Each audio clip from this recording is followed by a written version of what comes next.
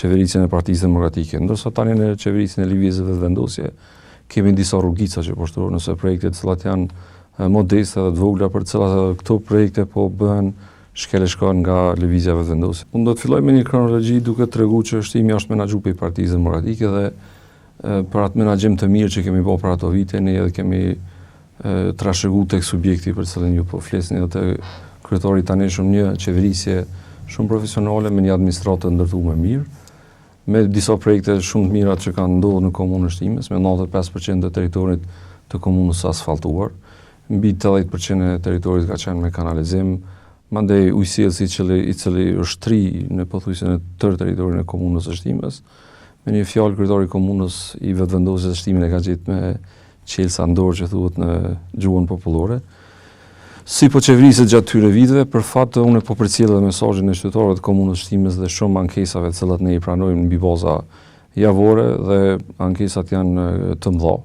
Për fat të keq ne nuk kemi ndonjë projekt i cili mund të përmendet sot ose thuhet që kryetari aktual ka arritë që gjatë këtyre 4 viteve ta filloj dhe ta përfundoj. Ndërsa në mandatin qeverisës që ne kemi ndërtuar mbi 14 objekte publike, 10 shkolla, shtëpinë e kulturës, palesën sportive, fushën e futbollit, gjitha objektet madhore janë kryer në qeverisjen e Partisë Demokratike. Ndërsa tani në qeverisjen e lëvizjes vetëvendosje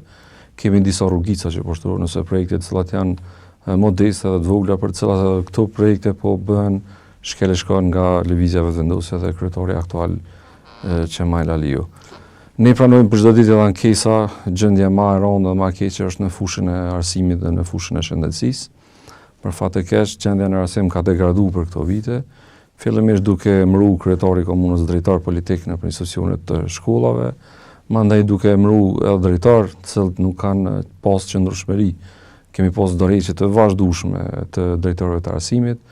dhe tani së fundmi kemi një ushtrues detyre të drejtorit, i cili është duke luajtur rolin e drejtorit të arsimit dhe kjo vije si mungesë e papërgjegjësisë, vije si mungesë mos përvojës së kryetarit të komunës dhe njerëz të cilët nuk po dëshirojnë të bashkëpunojnë me kryetarin aktual.